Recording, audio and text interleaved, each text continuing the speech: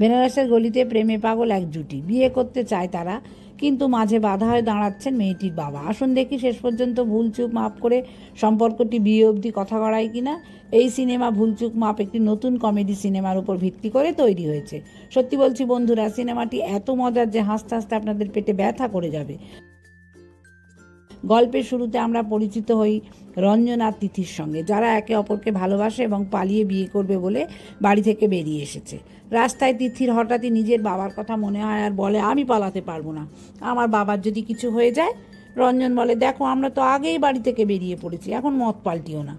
এই নিয়ে দুজনের মধ্যে একটু খিটমিট হয় এবং একজন হাবিলদার এই দেখে তাদের থানায় নিয়ে যায়। থানায় পুলিশ জিজ্ঞেস করে, তোমাদের মধ্যে কে কাকে ভাগিয়েছো আর তোমরা কি করতে চাও? রঞ্জন বলে, আমরা বিয়ে করতে চাই, কিন্তু ওর বাবা রাজি হচ্ছে না। বাইরে দেখা যায় দুই পরিবারের লোকজন উপস্থিত, তারা একে অপরের সঙ্গে ঝগড়া করছে।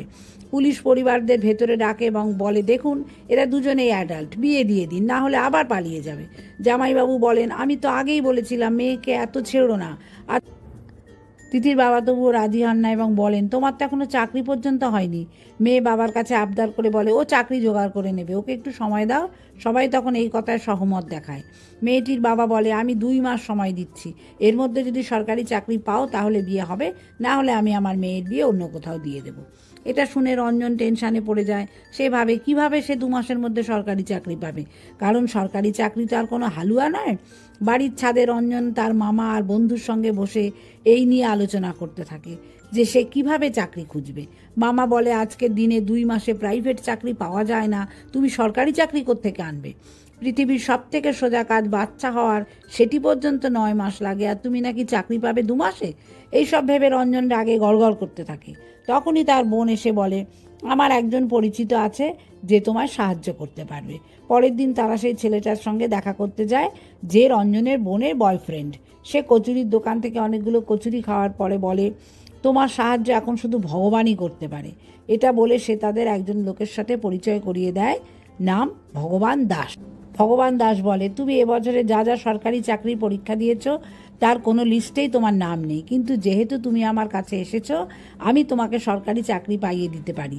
চাকরি নিশ্চিত ধরে নাও, আগে 2 লাখ আর চাকরিতে যোগ দেওয়ার আগে 6 লাখ দিতে হবে।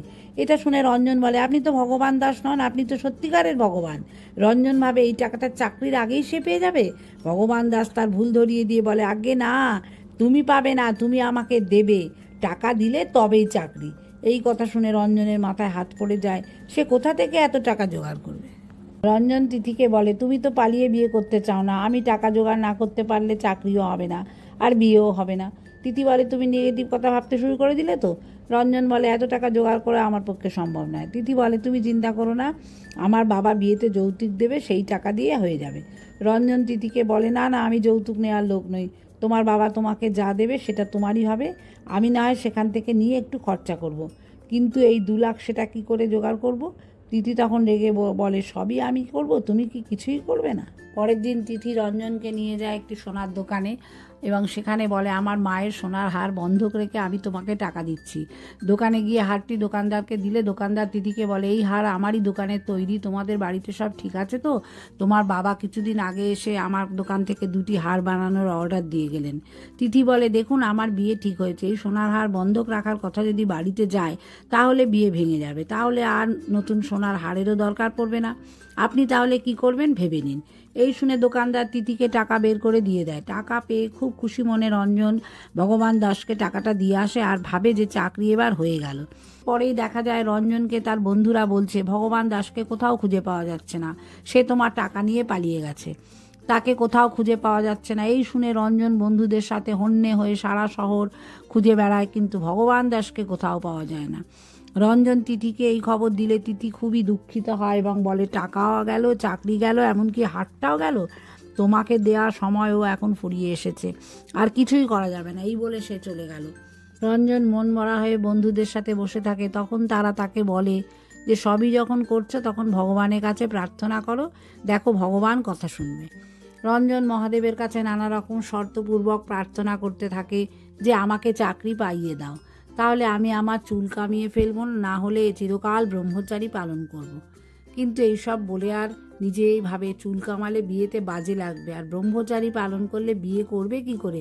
পেছনের সারিতে দাঁড়ানো বাকি সব ভক্তরা বলে, তুমি কি ঠাকুরের সাথে কেবিসি খেলছো? এই শুনে সে তাড়াতাড়ি বেরিয়ে আসে এবং একটি পণ্ডিতজির কাছে গিয়ে জিজ্ঞেস করে, কি শর্ত রাখলে ঠাকুর তাড়াতাড়ি আমার মনোকামনা পূরণ করে দেবে? পণ্ডিতজি বলে, বাইরে গিয়ে মহাদেবের মূর্তিতে দুধ চড়াও এবং মন থেকে একটা প্রার্থনা চাও, আর বলো সব পূরণ হলে তুমি একটি সৎ কাজ করবে, দেখো ঠাকুর তোমার কথা ঠিক শুনবে। এই শুনে রঞ্জন চলে যায় সেই মতো করতে। বাড়িতে রঞ্জনের মা তাকে বোঝায়, দেখো আমার আচারের বিজনেস এত কষ্ট করে আমি চালাচ্ছি, সময় মতো ফল কাটা, সেটা শুকোনো, তাতে মশলা লাগানো, শুকোনো, তবে গিয়ে একটা আচার তৈরি হচ্ছে, একটু জল লাগলে সমস্ত খারাপ হয়ে যাবে, তা বলে কি আমি কাজ ছেড়ে দিচ্ছি? তুমিও আশা ছেড়ো না, ঠিক তোমার কাজ হয়ে যাবে।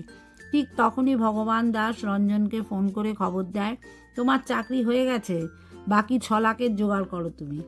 তিথির বাড়িতে সে সময় তিথিকে দেখতে ছেলের বাড়ির লোকেরা আসে। সে সময় রঞ্জন ফোন করে খবর দেয় চাকরি হয়ে গেছে। তার এই খবরটি পাওয়া মাত্র তিথি বিয়েতে না করে দেয়। বাবাকে বলে, বাবা রঞ্জন চাকরি পেয়ে গেছে। তিথির বাবা বলে, কিসের বিয়ে, 2 মাস সময় অতিক্রম হয়ে গেছে। ঠিক সেই সময় রঞ্জন নিজের পরিবার নিয়ে হাজির হয় তিথির বাড়িতে এবং সবাই বলতে থাকে, ওদের বিয়ে দিয়ে দিন। একটু দেরি হলেও ও চাকরি জোগাড় করে নিয়েছে। অখুশি হলেও তিথির বাবা রাজি হয়ে যায় বিয়েতে। বিয়ের তারিখ ঠিক হয় সেই মাসে 30 তারিখ এবং এই করে বিয়ের দিন চলে আসে। দুজনের বাড়িতেই বিয়ের অনুষ্ঠান শুরু হয়। বাড়ি সেজে ওঠে ফুলের সাজে। সেদিন রাতে রঞ্জন তিথিকে বলে, ব্যাস আরেকটি রাত, তারপরেই বিয়ে। বিয়ের দিন সকালবেলা ঘুম থেকে উঠে রঞ্জনের মনে হয় আজকের দিনের অপেক্ষায় সে কবে থেকে ছিল। নিচে নেমে দেখে সবাই সেই গায়ে হলুদের প্রস্তুতিতেই লেগে আছে। মাকে গিয়ে বলে, এখনো গায়ে হলুদের পর্বতেই আছো? মা বলে, আজকেই তো তোমার গায়ে হলুদ। রঞ্জন বলে, এবার কি হলুদ মাখিয়ে ম্যারিনেট করে দেবে আমাকে? রঞ্জন মাকে তাড়া দেয়, বলে, তাড়াতাড়ি করো, আজকে বিয়ের দিন। মা তাজ্জব হয়ে বলে, আজকে বিয়ে না কালকে বিয়ের দিন? সবাই মায়ের সাথে একমত হয়ে বলে, আজকে 29 তারিখ আর কালকে 30 বিয়ে। রঞ্জন মনে মনে কনফিউজড হয়। তার মনে হয় গতকালই তার গায়ে হলুদ ছিল। রঞ্জন বোনকে নিজের কনফিউশন বললে বোন বলে, আরে দেজাভু বলে, আসলে ঘটেনি কিন্তু মনে হয় যেন ঘটেছে। রঞ্জন বোনের কথা বিশ্বাস করে এবং মনে করে হয়তো তারই কোথাও ভুল হচ্ছে। এরপর সে রাস্তায় বেরিয়ে সবাইকে জিজ্ঞেস করতে থাকে, আজকের তারিখ কত? সবাই বলে 29। দিন সকালে গায়ে হলুদের পর্ব দেখে চমকে গিয়ে মাথা ঘুরে পড়ে যায় রঞ্জন। সুস্থ হয়ে উঠলে সবাইকে জিজ্ঞেস করে, আজকের তারিখ কত? সবাই বলে 29। রঞ্জন সবাইকে বুঝাতে চায় যে এই ঘটনা তার সাথে কালকেও ঘটেছে, কিন্তু কেউ তার কথা বুঝে উঠতে পারে না। সবাই বলে যে এটা কি করে হয়, তোমার মাথা খারাপ হয়ে গেছে, আজকেই 29, কালকে তোমার বিয়ের দিন। গতকালের ঘটনার ভিত্তিতে রঞ্জনের মনে পড়ে একটা ফুলের টপ পরে গেছিল। সে আজও বলে আজকে একটা টপ পরবে, দেখো, এই বলে সবাইকে দেখাতে থাকে। মালি কাজ করতে উঠলে সে নার্ভাস হয়ে তার হাত ফসকে ফুলের টপটা পড়ে যায়। তখন সে বলে, দেখেছো, আমি বলেছিলাম না যে টপ পরবে? রঞ্জনের বাবা বলে, টপটা পড়েছে, এবার তোমার গালেও একটা পড়বে, এই বলে একটা চড় মারে। এরপর রঞ্জনকে ডাক্তারের কাছে নিয়ে যাওয়া হয়। খবরটা তিতলি পায়। রঞ্জন মামাকে বোঝায় যে দেখো, এইসব ঘটনা আমার সাথে 2 দিন ধরে ঘটছে। মামা বলে, নিশ্চয়ই এর কোনো কারণ হবে। রঞ্জনের মনে পড়ে সে ঠাকুরের কাছে মানত করেছিল চাকরি পেলে সে কোনো একটা ভালো কাজ করবে। হয়তো সেই মানত পূরণ হয়নি, ওই জন্যেই 29 তারিখের দিনটি ঘুরে ঘুরে আসছে তার জীবনে। তিথি ছুটে আসে রঞ্জনের সাথে দেখা করতে। জিজ্ঞেস করে, কি হয়েছে তোমার, কেন এরকম করছো? রঞ্জন সব কিছু বললে তিথি বলে, বিয়ে যদি করতে না হয় তাহলে বলে দাও, কিন্তু সব ফালতু কথা বলো না। রঞ্জন বলে, হয়তো মানত পূরণ হয়নি, ওই জন্যে বারবার দিনটা ঘুরে আসছে আমার জীবনে। সবাই বলে, গরুকে রুটি খাওয়াও, তাহলে তোমার মানত পূর্ণ হতে পারে। রঞ্জন সেই মতো করে, কিন্তু 30 তারিখ আর আসে না। এরপর রোজই 29 তারিখ হয় সেই রঞ্জনের জীবনে। প্রতিদিন সে কোনো না কোনো উপায় নিজের মানত পূর্ণ করার চেষ্টায় লেগে থাকে। হয় পুরোহিতদের ভোজন করায়, না হলে পুজো দেয়, তার গায়ে হলুদ হতে থাকে এবং রোজই সবাইকে বলতে থাকে যে তার জীবনে 29 তারিখটা ঘুরে ফিরে আসছে। কোনো সুরাহা না পেয়ে রঞ্জন সেই পণ্ডিতজির কাছে আসে এবং সব কথা খুলে বলে। উনি বলেন, নিশ্চয়ই তুমি কারোরকে ব্যথা দিয়েছ, যতদিন না তুমি তার ক্ষমা পাচ্ছ ততদিন 29 তারিখ তোমার জীবনে আসতে থাকবে। এরপর রঞ্জন নিজের বাবা মা, বন্ধু, তিথির বাবা মা, পাড়া প্রতিবেশী সবার কাছে গিয়ে হাত জোর করে ক্ষমা চায়, কিন্তু তারপরও যখন কোনো ফল পায় না তখন সে ভাবে আমি কার ক্ষতি করেছি যে আমার সাথে এরকম হচ্ছে। পরের দিন আর সে না থাকতে পেরে নেশা করে গঙ্গায় ঝাঁপ দেবে বলে চলে যায় এবং সেই সময় দেখে তার পাশে দাঁড়িয়ে আছে আর একজনও গঙ্গায় ঝাঁপ দিতে এসেছে। রঞ্জন তাকে বলে পিছিয়ে যাও, কিন্তু সে সত্যিকারের ঝাঁপ দিলে রঞ্জনও তার পেছনে জলে ঝাঁপ দেয়। এরপর দুজনের সাঁতরে পাড়ে উঠলে রঞ্জন জিজ্ঞেস করে, তুমি কে, কেন ঝাঁপ দিয়েছিলে? ছেলেটি নিজের পরিচয় দেয় হামিদ আনসারি। সে বলে সরকারি চাকরি জোটেনি বলে সে আত্মহত্যার চেষ্টা করে। রঞ্জন বলে আমি তোমায় সাহায্য করতে পারবো। সে হামিদকে ভগবান দাসের কাছে নিয়ে যায় চাকরি করিয়ে দেওয়ার জন্য। ভগবান দাস বলে টাকা দাও, চাকরি পাও। হামিদ বলে আমি কোনো টাকা দিয়ে চাকরি কিনবো না। ভগবান দাস বলে তোমার মতো ছেলে আজকের দিনে আর পাওয়া যায় না। এই বলে হামিদকে বাইরে বসতে বলে। ভগবান দাস রঞ্জনকে বলে তুমি ওর পেছন ধরো না, এই ছেলেটি সরকারি চাকরি পেয়েছিল যার নাম সরিয়ে তোমার নাম ঢোকানো হয়েছে, অর্থাৎ চাকরির আসল অধিকারী হামিদ। রঞ্জন পরদিন সকলকে বলে হামিদ তার জন্য প্রতিদিন আত্মহত্যা করে, কারণ হামিদ আসল চাকরির অধিকারী।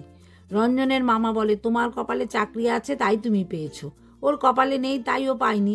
চাকরিটা না থাকলে তোমার বিয়েও হবে না। রঞ্জন বলে চাকরিটা ওর না হলে ও আত্মহত্যা করবে, তখন ওর মৃত্যুর দায়ী আমি হব। এইভাবে প্রত্যেকটা দিনই হামিদ নদীতে ঝাঁপ দেয় আর রঞ্জন ওকে বাঁচায়। রঞ্জন বিভিন্ন রকম উপায়ে ওকে সাহায্য করতে চায়, কিন্তু তোমার সাহায্য চাই না এই বলে হামিদ চলে যায়। রঞ্জন হামিদের পিছু নেয়, ওর ঠিকানা খুঁজে বের করে বন্ধুদের সাথে ওকে ধরে নিয়ে বেঁধে নিয়ে যায়। রঞ্জন বলে আমি জানি তুমি চাকরি না পাওয়ার কারণে নদীতে ঝাঁপ দিতে যাচ্ছ। হামিদ শুনে অবাক হয়ে যায় এবং বলে আমার গ্রামে জলের খুব অভাব। আমি তখন বলি যে আমি সেচ বিভাগের চাকরি পেয়ে গ্রামের দুঃখ দুর্দশা দূর করব। বহুবার পরীক্ষা দিই, কোনোবার ফল আশানুরূপ হয়নি। এইবার আমার বাবা আগে থেকেই গ্রামে সকলকে মিষ্টি খাইয়ে খবর দিয়েছে আমি চাকরি পেয়েছি, কিন্তু এবারও চাকরি হলো না। কি করে গ্রামে গিয়ে মুখ দেখাবো? ওই জন্যেই এই পথ বেছে নিয়েছি। রঞ্জনের তখন নিজেকে দোষী বলে মনে হয়। রঞ্জন তিথিকে বলে আমি চাকরিটা করতে পারবো না, এই চাকরির আসল অধিকারী হামিদ। চাকরি না ছাড়লে ও রোজই আত্মহত্যা করবে, এইভাবে চলতে পারে না। এই শুনে তিথি খুব ভেঙে পড়ে বলে এরকম করো না, আমার কথা ভাবো, চাকরি না পেলে বিয়ে হবে না, আমি তখন তোমাকে ছাড়া থাকতে পারবো না। রঞ্জন বলে আমি সব রকম করে দেখেছি, কিছুতেই কিছু হচ্ছে না, এটাই শেষ উপায়। এই বলে বন্ধুদের কাছে গেলে তখন দেখে সেখান থেকে হামিদ পালিয়ে গিয়েছে। রঞ্জন হামিদকে খুঁজতে বেরোলে সে দেখতে পায় নদীর ওপারে একটা বডি খুঁজে পাওয়া গেছে এবং বডিটি হামিদের। তখন রঞ্জনের আফসোসের আর শেষ থাকে না। রঞ্জন মন্দিরে আসে, পণ্ডিতজিকে জিজ্ঞেস করে আমি কি করব, কিছু বুঝে উঠতে পারছি না। উনি বলেন অনেক সময় ঠাকুর আমাদের দুটো পথ দেখায়, যার মধ্যে যে কোনো একটি পথ বেছে নেওয়া কঠিন হয়, কিন্তু তোমার যেটা ঠিক মনে হয় সেটাই করো এবং সব সময় কাজ করে যাও, ফলের চিন্তা করো না। রঞ্জন কি করবে সিদ্ধান্ত নেয় এবং হামিদের সাথে দেখা করে। দিন ঘুম থেকে উঠলে দেখে 29 থেকে 30 তারিখ হয়েছে। আজকে বিয়ের তারিখ, সবাই সেই নিয়ে ব্যস্ত। রঞ্জন খুশি নয়। সে তার বাবাকে কিছু বলতে গেলে তার বন্ধুরা তাকে বলতে দেয় না। মামা বলে যা হচ্ছে হতে দাও, এখন এসব পণ্ড করো না। রঞ্জন বিয়ে করতে বের হয়, সবাই খুব আনন্দে নাচ গান করে। রঞ্জনকে ধরে নাচ করতে বললে সে খুব সিন ক্রিয়েট করে এবং তখনই বোঝা যায় যে রঞ্জন একদমই খুশি নয়। এরপর সে সবাইকে খোলাখুলি বলে সে এই বিয়ে করতে পারবে না, সে চাকরি ছেড়ে দিয়েছে, চাকরি হামিদকে দিয়ে দিয়েছে। সবাই নানা রকমভাবে রঞ্জনকে কথা শোনাতে থাকে। বাবা বলে তোমার জন্য আমাদের মান সম্মান গেল। তিথি বলে তোমার জন্য এত কিছু করলাম আর তুমি কি করে চাকরিটা ছেড়ে দিলে? তিথির বাবা বলে আমি জানতাম তুমি অপদার্থ, কিন্তু এতটা সেটা জানা ছিল না। সেই সময় ভগবান দাস এগিয়ে এসে বলে কি দরকার ছিল তোমার এরকম কাজ করার? কেউ যখন মরছে কাউকে বাঁচানোর কি দরকার ছিল? তুমি নিজে খেতে পারছো না, অন্যকে কি খেতে দেবে? পুরো পৃথিবীতে এত লোকের এত সমস্যা, তা বলে কি আমরা নিজেদের জীবনযাপন করা ছেড়ে দেব? ভগবান দাস বলে ওকে কেউ বোঝাও, সরকারি চাকরি মানুষ নিজের ভবিষ্যৎ ভালো করার জন্য করে, অপরের ভালো করার জন্য করে না। দেশের দশের ভালো করার জন্য লোক প্রয়োজন, তা বলে কি মা নিজের ছেলেকে পাঠিয়ে দেবে দেশ বাঁচাতে? আর কোন সমাজ এই সমাজ যে শুধু নিজের কথা ভাবে, অন্যের কথা ভাবেই না? এই কথা শুনে সবাই খুব লজ্জিত হয়। ভগবান দাস রঞ্জনকে বলে একমাত্র তুমি যে অন্যের কথা ভেবেছ, ওই জন্যেই সবাই চোখের বালি হয়েছ, ওই জন্যেই তুমি সব থেকে আলাদা। এতদিন আমি অনেকের চাকরি করিয়ে দিয়েছি, এত খুশি হইনি, কিন্তু তোমার চাকরি হারানোতে আমি সব থেকে খুশি হয়েছি। তুমি চাকরি ছেড়ে সঠিক কাজ করেছো। তুমি একটি হামিদকে বাঁচাওনি, তুমি আজকে মনুষ্যত্বকে বাঁচিয়েছ। ভগবান দাস সবাইকে বলে, আপনারা কারো ভালো করুন অথবা না, কিন্তু যে করছে অন্তত তাকে করতে দিন, তাকে আটকাবেন না, তাকে বাহবা জানান। আর তিথিকে বলে, লাইফ পার্টনার অনেকেই পেতে পারো, কিন্তু একটা সত্যিকারের লাইফ পার্টনার পাওয়া ভাগ্যের ব্যাপার, এটা ভেবে দেখো। সবাইকে বলে, আমি সবাইকে অনেক কষ্ট দিয়েছি, কিন্তু আমি কারো প্রাণ নেওয়ার পর নিজের জীবনযাপন করতে পারবো না, তাই আমি আসছি। জামাইবাবু বলে, এটা কি করে হয়? বিয়ের এত খরচা হয়ে গেছে, বিয়ে তো তোমায় করতেই হবে, কি বলেন বাবা? এই শুনে তিথির বাবা বলেন, অবশ্যই, আর তুমি যদি আজকে বিয়ে না করো তাহলে সত্যিই তোমাকে মেরে জলে ভাসিয়ে দেব।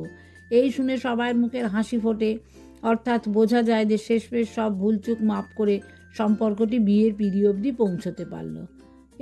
এইরকম আরও মুভির এক্সপ্লেনেশন শুনতে হলে আমার চ্যানেলটিকে লাইক অ্যান্ড সাবস্ক্রাইব করুন। ধন্যবাদ।